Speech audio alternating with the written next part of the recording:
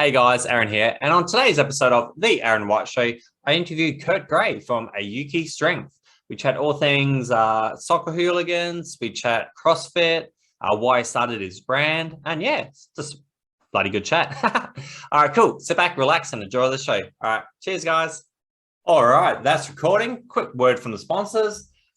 FIFO, what really happens after the plane takes off, and now FIFO number 2, how a drug dealer became a FIFO worker.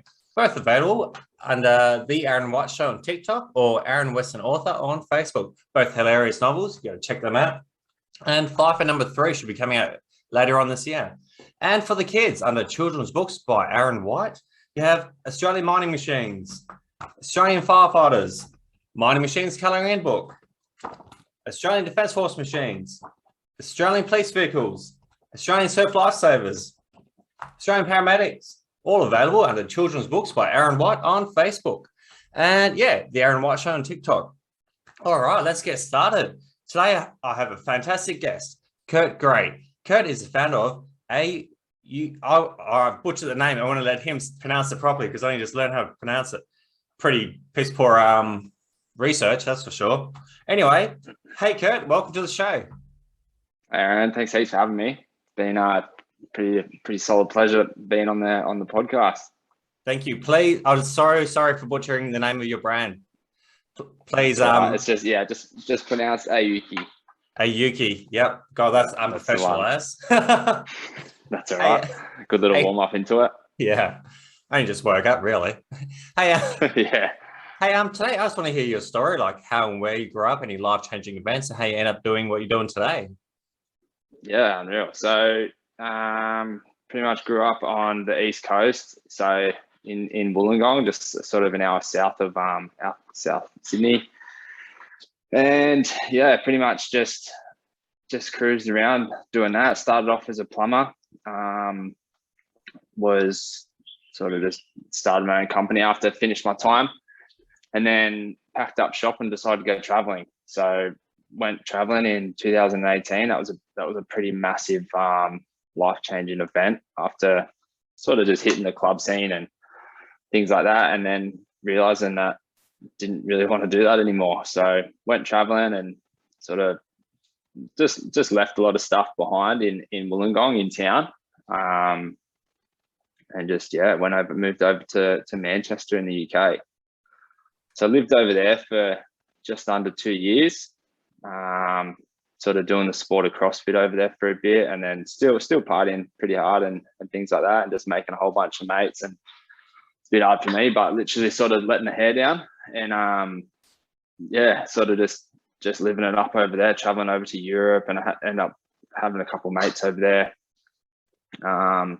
Manchester is really different compared to London, where like in London, I visited my sister and a couple of mates down there, and we went to whole house parties and on benches and stuff like that with just a whole bunch of other Aussies. But whilst I was living in Manchester, it was pretty much me, and I think the whole time I was there for just under 2 years, I met 2 other Aussies. So right in the thick of it, living and breathing the Manc accent, and football as well, pretty much. So obviously they're massive football fans over there, and yeah, just they were loving it. So COVID sort of hit after being over there for a while, and came back a little bit lost and not really sure what to sort of venture to really take on next. I went back into plumbing and then started working for my old man. This wasn't really it wasn't really tickling my fancy, you could say, and just was looking for an escape, sort of still training a fair bit all the time, and like in a sort of competitive aspect with CrossFit, and yeah, just looking to sort of push the limits and keeping that competitive aspect in there. And then there's a lot of people at the local gym I was at, which had just started up Eco Fitness, and yeah, so they were all sort of looking for new products and sort of were just having issues with trying things on and finding good suppliers without like ordering it to like online, sort of complaining about prices and things like that. And a light bulb moment sort of popped up, and I was like, oh, well, I'll give it a crack. I'll sort of do my own research on it and have a look and see what I can find. And then, yeah, sort of came across a few sites, and that was the sort of just the beginning of Auki, really. I always sort of looked at like innovative things, and had a few talks to some like Chinese importers, and then sort of ventured out to like Pakistan and things like that. And yeah, just carried on from there. So that was the sort of that was the kindling of the flame for Auki. That was a bit of a start. Just started off with the skipping ropes, really. People in the gyms struggling to learn like how to do double unders, which is like a skipping movement in CrossFit. So just sort of getting the rope under twice in the same jump. And yeah, so just got a few people like teaching them how to do that. And then obviously that was a massive selling point. If you can tell them how to do that with their rope, just little tips and tricks, and it sort of took off from there. So now we've ventured more into apparel and stuff as well. Got some pretty cool shorts and shirts, and a lot more stuff coming. We've got everything from knee sleeve. It's more just like gym functional fitness accessories, as they'd sort of call it. But yeah, that's sort of the base of Auki. So Auki's the name, or like the wording is comes from like the Viking or like old Norse word like Auki, and it just means increase or exert the utmost of one's strength. So there's a fair bit of Viking meaning behind it all. I've always been pretty interested in it, and I suppose watching Vikings as well, just it sort of started on the Netflix series, was probably just a little bit of a beginning point of looking at them, like those fjords, and actually ended up sort of sparking interest in just seeing other sides of the world and see how they sort of get on with their lives, and just how they live, all sort of different. Sort of wanted to, in a few of the early episodes, it's got like the big pictures of the Kattegat and like the fjords, and nice sort of roaring cliffs and sort of cold climates and stuff like that. And I was like, man, I sort of just really want to get over there and have a look. And so I suppose that sort of sparked the flame, and went on from there. Packed up shop, made the move, and finally ended up getting there, which was pretty cool. So ventured over to Sweden and started the journey. Pretty cool. I'm just trying to think where to go. We've actually got heaps of different questions I want to ask you now that we've had a chat. But first question. All over the shop. Have you watched all because we've got new episodes of Vikings out. Have you watched all of them yet? Have you binged? Yeah, not the newer ones, but we've done a fair bit of binge watching. Yeah. So just before COVID, just before Christmas, me and my partner got COVID. So there was 10 days isolation, where it was a bit of a lonesome Netflix binge. So but yeah, we chewed through a few of them, but yeah, not the latest ones. Didn't quite get up there. All right, we'll talk about COVID then. We'll go that first, and I'll go back to everything else I was going to ask you. So yeah. How did you find out you got COVID, and what were your symptoms like? And yeah, tell us about that. COVID scenario is pretty straightforward. No real major issues. It was just no more than the standard flu, really. I suppose like you get a little bit of an achy body and a tickly throat, and I thought it was just like the result of a solid weekend. We did a lot of like running around. We went up into Sydney, had a big weekend for my partner's birthday, and I thought maybe it was just a bit of a scratchy throat, achy body, sore head, and then it just carried on, kept coming. So I went back to work on a Tuesday, and yeah, just it came down. So I felt a little bit off. Went and got a test. Came back after ages. It took so long. I think it was like I got a test on the Tuesday afternoon. It didn't come back till the Thursday morning. And then that was when the sort of symptoms started to hit. It sort of got just like hot and cold shakes, but that was the end of it. Lost the taste and smell, which was pretty weird. Yeah. That was towards the end of it. So we would drink, like, we'd sort of sip on tequila shots and and eat sort of Vegemite and drink soy sauce. So that was interesting to play with. But yeah, nothing. I don't know. Nothing really that major. Is it? How's it over there? How are you guys going with that? Well, we haven't really had that much of it. I'm here in WA for the listeners that don't know, but yeah, we're opening up the borders pretty soon. But our big thing is because I work in mining, we've been basically told you have to be double vaccinated by back in January. Yeah. If not, you don't have a job. So quite a few people lost their jobs and stuff like that. But now we've been all double vaccinated, and now we have to get like a booster in a couple of months and stuff like that. And people going stupid at the shops. They're buying up all the toilet paper and all the food and stuff like that. It's just ridiculous. This happened when COVID first happened. Everybody bought up all the toilet paper. There's like this big shortage of toilet paper. Now, because we're opening up the borders, it's all happened again. It's like, just shop like you normally shop. Woolworths is restocking it the next day. Everything will be normal. It's just ridiculous. Yeah. Hey, when you're in Manchester, that whole soccer hooligans type stuff, did you see any of that, or is that real, or what's your interpretation of the whole soccer hooligans thing? Yeah, like Green Street Hooligans. Yeah, that one. It's pretty cool. It is like, I didn't end up going to see a game. I was sort of jam-packed with a lot of other stuff, and to be honest, I was sort of a little bit overwhelmed with it all. I didn't really know even where to start. So, but yeah, it's pretty crazy. When you head over there, in the newspapers, they've sort of got 2 or 3 pages of politics, and then the rest of this, like if you imagine like the Daily Telegraph or whatever you guys have in Perth, it's just chock a block full of just football. So it's everything from, because it's so close to Europe as well. They've got the European EPL and things like that as well. And yeah, it's just overwhelming with just so much football information. So it's pretty cool to sort of looking back now. At the time, I sort of hated it.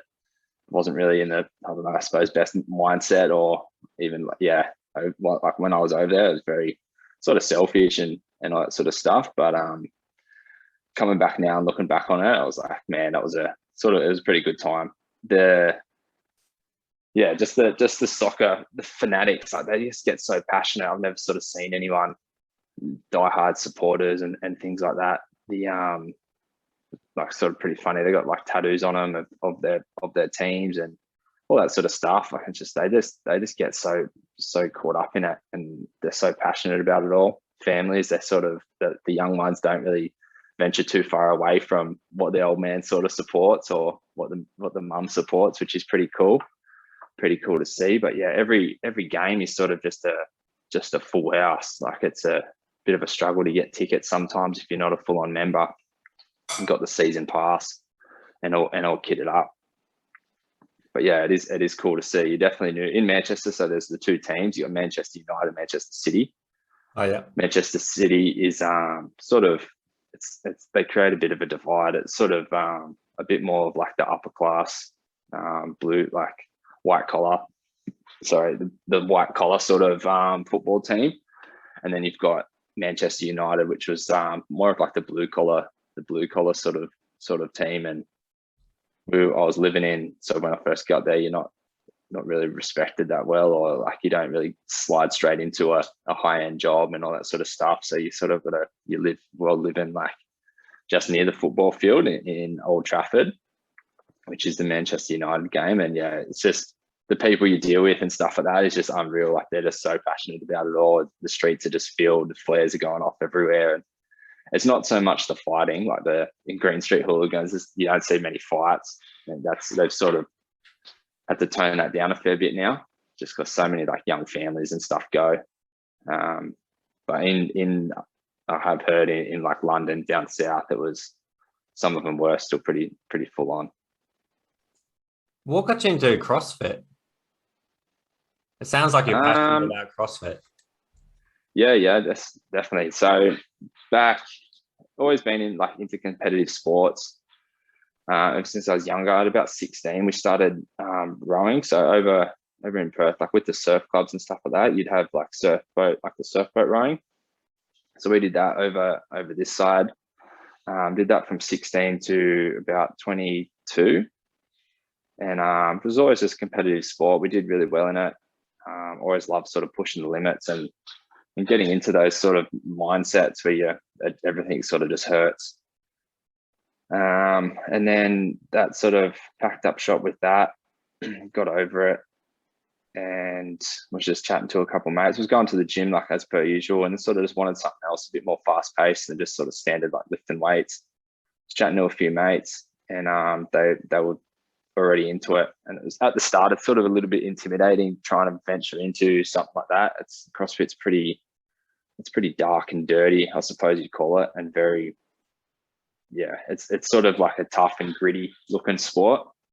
So venturing into something like that from a standard gym is not necessarily what everyone's looking for. So yeah, I was definitely like a little bit intimidated at the start, but you bit the bullet and made the choice, and sort of haven't looked back since. So I started that while I was still here in 2018, and then took that overseas. Ended up getting some. So I just sort of meeting some pretty cool people whilst I was over there. So trained with like a CrossFit athlete, like a games athlete. So when I was in Wollongong, and then moved overseas in Manchester, I don't know how, but just sort of landed on my feet in this gym called like Train Manchester, it's pretty much called, or CrossFit Black 5. And it turns out like an ex-champion, Sam Briggs, used to train there as well. Not sure she still did. And so we would have massive sort of just setups on Saturdays and sort of throwdowns, and everyone would get together, or the whole bunch of us would get together and train with her. So it was pretty inspiring, pretty cool. And then I suppose like another thing as like with part of the company back at home, that's what we're trying to bring in. So in the next couple months, trying to bring in like sort of throwdowns for just to create a bit more of a community spice, because I feel like there's a few gyms here that sort of just lack it or just miss it with stuff like that. There's you got little pockets of groups where guys might train by themselves, but it's 2 or 3 people in a gym, or maybe a little bit more. And it's about sort of like, my idea behind it all was just to create sort of a bit more community behind just CrossFit as well. So just getting a whole bunch of people that want to rip tear and maybe compete further down the track, but have also options that are outside the gym without having to sort of burn bridges at the gym or having to train somewhere else all the time. So we'll just trying to bring a little bit of that overseas, like even though it was still in the same gym, but just sort of correlate it and bring a whole bunch of it back home as well. Did you go to Manchester just for CrossFit, or why pick Manchester out of all the places? So I had a mate when I first got overseas. I had a mate that I met back in Thailand in something like 2014, just a Pommy guy who was, me and my old man were sitting on a beach sipping, I don't know, pina coladas or something, as you do in Phuket. And there was just this little skinny English guy sitting next to us, and we got chatting. And then I think that was on the second day, and we ended up spending the rest of the holiday together. He was just by himself backpacking through, and we had a mad time. His name was James. And so it's sort of, we kept in contact the whole way through, like for the next sort of 4 years. And then, so I was like, packing up shop, moving. So the first stop was sort of London for us. And then messaged him. I was like, hey mate, like I'm heading overseas. And he's like, yeah, no dramas. I mean, he was living in Bristol, which is sort of 3 hours or a couple of hours sort of just west of London. And so I got to London, spent a couple of days there, and then went over to Bristol and met him and caught up again. So 4 years later, we're sort of a little bit like reunited, caught up with him and showed us around the town and things like that. And then, so he's originally from Grimsby, which is sort of the polar opposite of Bristol, which is sort of, it's like the northeast on the coast. It's sort of like a little fishing village. Have you seen the Brothers Grimsby, the movie? Sacha Baron Cohen? No, I haven't actually. No. Anyway, so am I missing out? Am I? It sounds like it. No, not really. It is look like it's pretty funny. So anyway, he was from up there, and so So it's sort of pretty close to Manchester. He's like, oh, I'm just going to head back up to Manchester. He loved it up there. So it's like, no dramas, I'll come up. And it was only meant to be for 2 weeks. I was going to sort of do that and then head back down to Bristol. Got to Manchester, and just like by that time I was probably a month and a half in of not working or anything, just traveling around. And I was like, oh, I'll flick on like sort of just Indeed or Seek and start looking for a job. About time to sort of pull my finger out. I did that, and then the second day I was up there, landed a gig doing plumbing over there. So I was like, oh well, this is it. Found a place to live, pretty quick, smart, and yeah, went from there. It sort of just didn't really leak. Got a bit of a short straw with the first couple places I moved into. So it was coming into winter, so it was about, I don't know, 5 degrees outside. It's sort of dark at 3 o'clock and the sun doesn't come up till 8, and you just sort of, it rains 300 days of the year up there. Pretty cold and shit. But yeah, so I got there. The guy didn't have a mattress for us or anything like that. So you sort of just, it's like Airbnb. You sort of just grab a spare room. It's called the little app. So you just jump in. Someone else is already living there, and you just jump in. Let's take a room and sort of share it out. It's a sort of, a lot of that goes on. It's a very university sort of cities as well. That's what sort of builds them up. So heaps of that sort of stuff was going on, but he stitched us up. Had no mattress. I slept on the floor for a couple of days, and then there was no hot water in the shower, so I had to just do a fair bit of Wim Hof sort of stuff and just straight in the cold. But yeah, so that was pretty tough, I feel. But I think I like me mentally, I think just the training sort of got us through it, and then just forced to really not turn back and come home. I think that was the biggest thing. By that stage, I had a few mates, and they'd pretty funny. They sort of just said like, oh, you weren't really going to make it sort of traveling. None of them had sort of been overseas or anything like that for major holidays or done anything similar. And spoke to my mum one night, and she was just saying, she's like, oh, I've seen old mate down the beach today, and him and his partner reckon that you're not going to make it for the 2 years. And that sort of just lit the fire in the belly and sparked the competitiveness. And I was like, fuck that guy. I'm staying here. I'm sorting this out. So yeah, I think that was probably one of the major turning points in it, knowing that people are sort of shitting you back home, and that's sort of followed through the whole way now, which is cool, and like leading into the business and stuff like that too.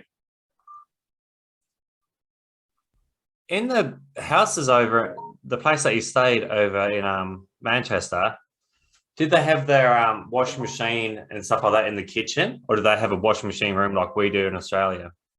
Yeah, they don't have really laundries unless it's a bigger sort of house. So a lot of them are just units, especially in the cities, they're just units. But yeah, majority of the time, the washing machine is just underneath, like next to the sink, like the dishwasher. So you have the washing machine on one side and the dishwasher on the other. It's completely different. It's pretty cool. Like you guys definitely wouldn't, but they've got sort of just radiators everywhere as well. So you turn on. So just like sort of just a big, I don't even know what you call them, like what they even look like. They're just like a big metal thing stuck on the wall. Yeah. They just keep the house nice and warm. A lot of them too will have, just like the sort of like normal houses. I went to a few mates' houses. They sort of got the double doors as well, and the windows that open up real funny. So the windows, you can push them out. You can push them like open one way, or you can open them the other way, or you can open the top. So they're just all fully hinged, which is pretty random, but it's sort of good idea. Yeah, it's crazy the differences. I got my son's bloody Xbox connected up here, and I keep getting notifications from his friends to invite him to an Xbox party or something. I got to sort that out. How unprofessional is this? Stuff like a brand name, and I got this bloody Xbox going on. That's all right. Well, threw me off my game. Where was I going with that? Now I got to check my notes. You're right. So are you a qualified trainer now? No, so I'm not a personal trainer, maybe down the line. Hopefully, if the company takes off a little bit more, I'll be possibly like looking at doing something like that.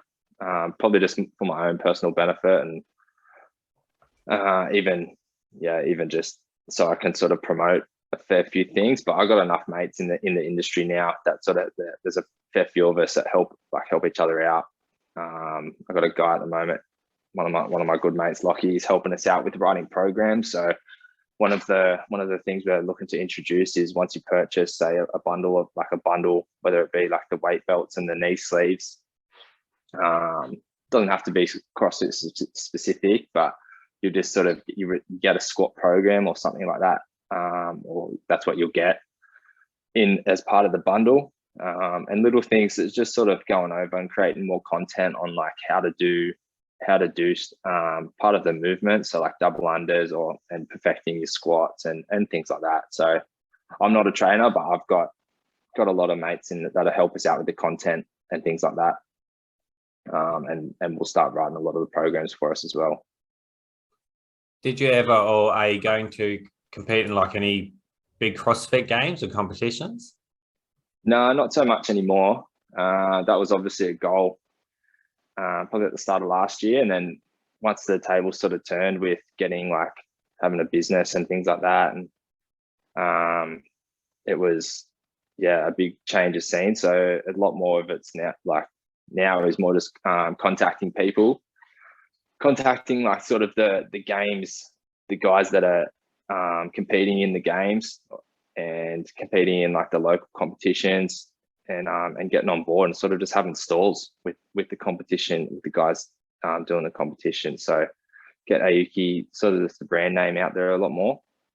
Just get some groundwork in for this year and set it all up. So we've actually got a few, like in the COVID time, it was sort of a pretty good one to actually get locked in and sit down in front of the computer. Got a whole bunch of work done regarding that. Was in contact with a fair few people, and we've got sort of five solid competitions coming up early this year.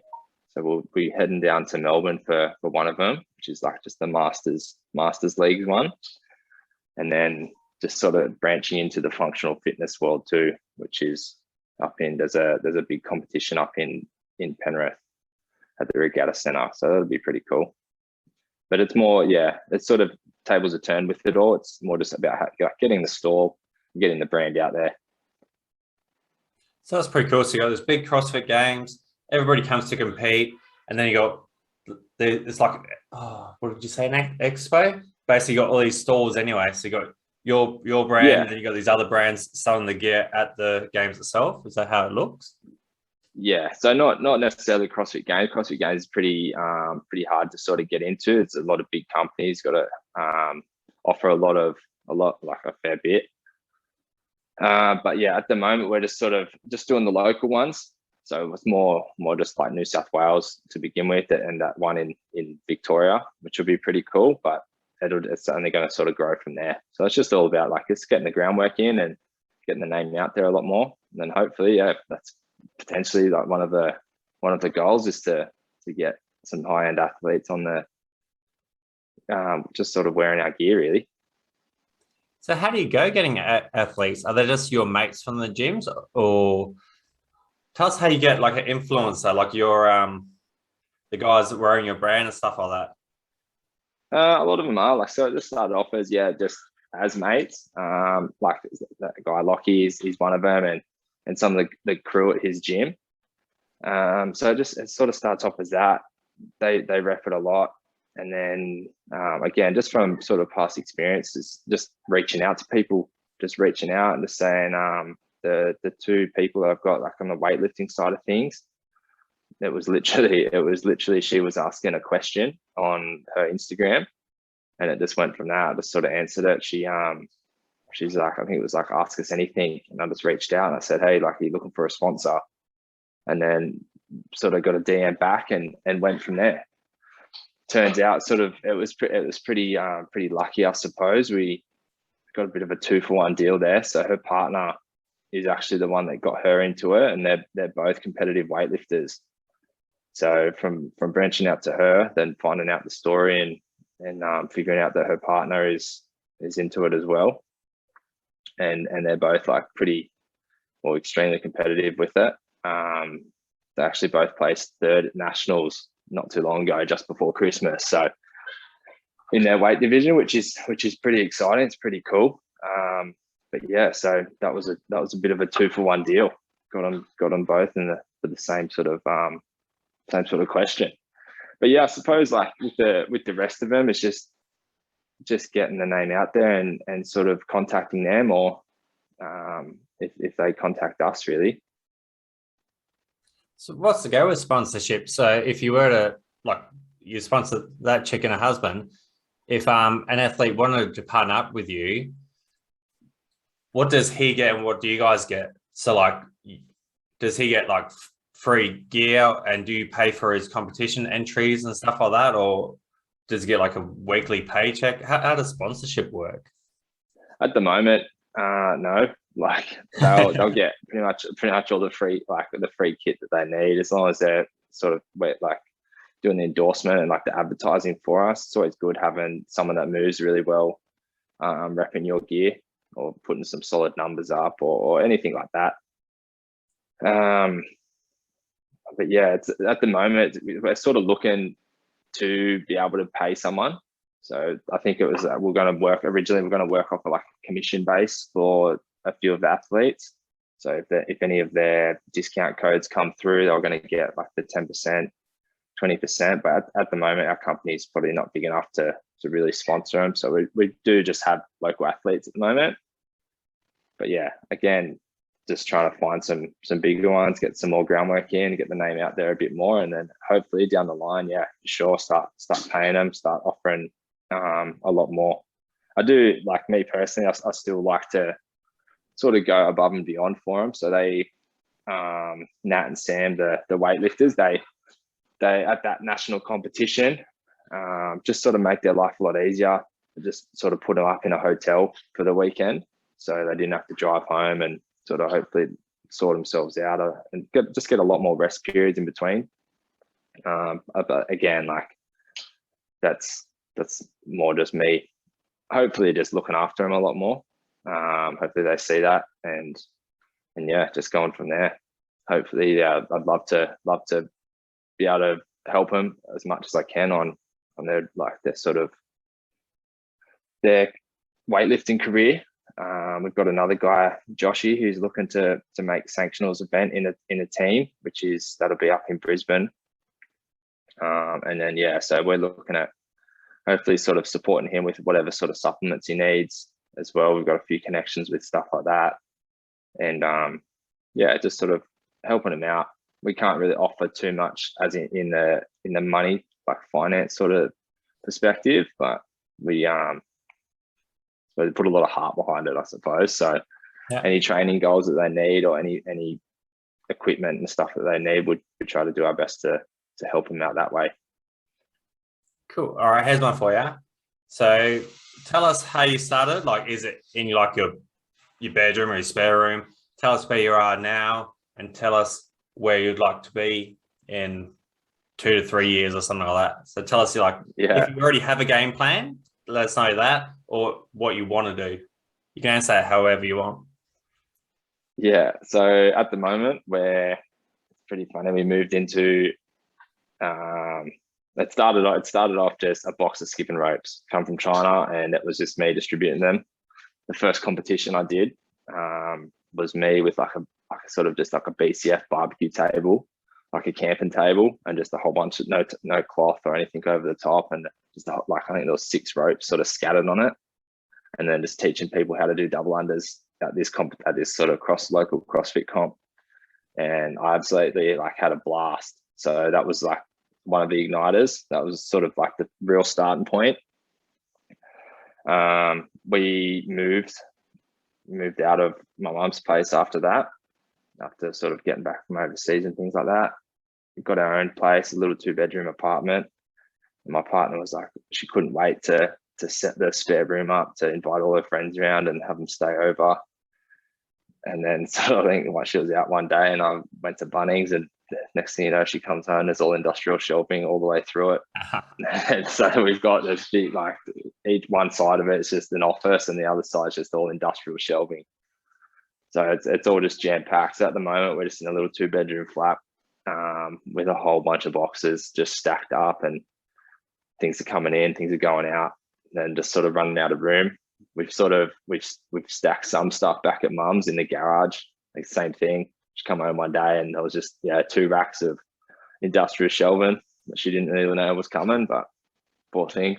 But yeah, definitely the goal is for sure. Hopefully we're looking at like the end of this year is to have a factory complex, or just a factory in general, with a bit more of an office. But again, so I'll have to look at finances and things like that. But that's definitely the goal, is to have pretty much like a gym set up in one end, where we can do sort of content and photo shoots, even maybe like a high performance center, and get a whole bunch of sort of athletes together at one time, and a warehouse at the other. Not too sure how it's going to work just yet, but in my head, I've got a pretty clear picture. That sounds awesome. Yeah, there we go. Do you follow you got Dana Lynn Bailey, Rob Bailey, because he does that type of stuff with God, what's his brand? He's Canadian. Flag or fail? Flag not fail? No, it doesn't ring a bell. Rob Bailey. Yeah. No, not really. It's a big bodybuilder, and Dana Lynn Bailey was like the woman's bodybuilding champion or whatever. Like I said, they're Canadians or whatever. But yeah, they had like this big warehouse. They got their own brand, Flag No Fail and stuff like that.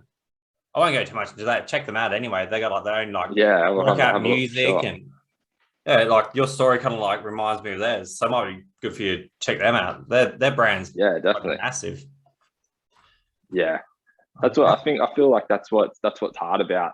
Not hard, a bit tricky in regards to asking questions and like trying to find mentors with stuff like that. It doesn't seem to be anyone in the middle space, if that makes sense. Like you're either just starting out and you might like only a few Facebook groups and doing a few courses with regarding like starting and scaling up a business and things like that.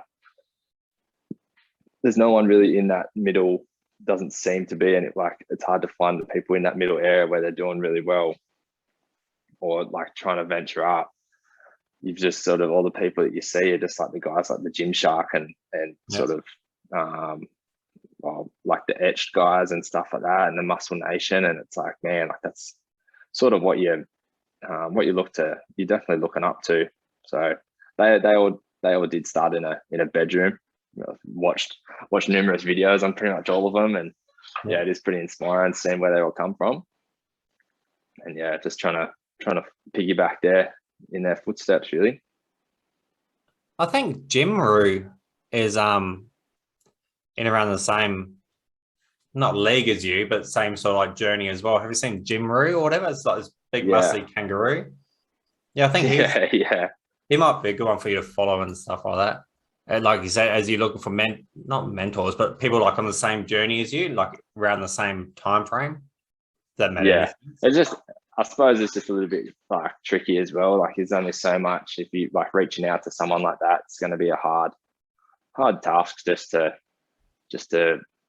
I don't know. I probably wouldn't feel that they'd want to offer too much help as a competitor. Yeah, they're literally sort of selling pretty similar items to them and things like that, which is fair enough. I get that. I'm not looking for help off those sort of, or not looking for help, but you know what I mean. Like from a competitor's aspect, it's can be a bit tricky. But it's about. I feel like it's a lot about like just paving your own road and seeing how it goes, making a lot of mistakes and also getting a lot of wins too, which is cool. So you go, definitely. It's just a massive roller coaster of events. And sort of sometimes you pull it back. Might be working like it's at the moment it's still a side hustle. So between juggling like 12-hour shifts and shift work in general, and then trying to pump things like this out too, packing orders and getting it all sorted. It's a massive juggle. There's definitely been weeks where you're just burning the candle at both ends, and it's like, man, needed to sort of take a step back and before something breaks down, I suppose. I can tell you, right? Like when I was doing the 502 book, whereas when I was doing this one, I was actually getting up at one, because I do work on the mines, so we do 12 and a half hour days on the gear, on the machines. But I was getting up at, I think it was 1:30 in the morning to like type out the book and stuff like that. And then I would go to the gym, do my workout, and then so you start your day at 1:30, then you're in bed by 8, around the 8:30 mark and stuff like that. And then you start that again. But when you got dreams, you got to like smash it out. Otherwise, things doesn't really happen. Yeah, that's it. So it is good. I'm excited for when, I suppose, like when the money comes in, more just the fact that I can move into that venture. You probably feel the same way. As once it's going to be pretty crazy once you can rely on this to bring money in, from going to work and say those 16-hour days or whatever, to having 16 hours actually to focus on it and bring in like more innovation in and more creativity and just being able to pump so many more hours into it, rather than sort of having to work, like what you said, like the 12 and a half hours plus like your travel times, and then still think of, or still type up, or still write up blogs and like what you were doing with your book. So imagine, you could have whole days on end to just keep pumping things like that out and get into those mindsets. And obviously the money comes into it. If it's livable, you can fund the family and things like that. So it will be exciting to see how much work you actually can get done when you've got the time. Be able to smash it. I was about to ask you something. Where can people find everything online? So give yourself a massive plug right now. Big plug, yeah. So we're on Facebook, just under auki.strength. So auki.strength. On Instagram under the same name, and then on the website is aukienterprise.com. And that's pretty much it, really. Yeah. And you've just jumped on. You'll find everything there. Yeah, we're just trying to figure out TikTok. Yeah, just trying to figure it all out. But we're getting there. We've got some cool ones up. We just made up like a pretty mean reel of Sam actually lifting some serious weight. And it's sort of, I don't know, it's cool when it all comes through and the sounds all line up and all that sort of stuff. You get some, I don't know, we got Matthew McConaughey just at the start of one of his movies talks about when the lion's hungry, he's going to eat. And anyway, so that's just the background music on the Instagram one. And I don't know, it gets you pretty pumped up, I suppose, when it all comes together as well. Do you enjoy making them? Like your Instagram stuff? Do you do it, or do you get somebody else to do it? Or my sister does it at the moment. She does a lot of it. That's about to change. She just landed a good job, so she wants to focus right on that. It's going to be left back into my hands, which might have a bit of a hiccup, but should be right. Sort it out.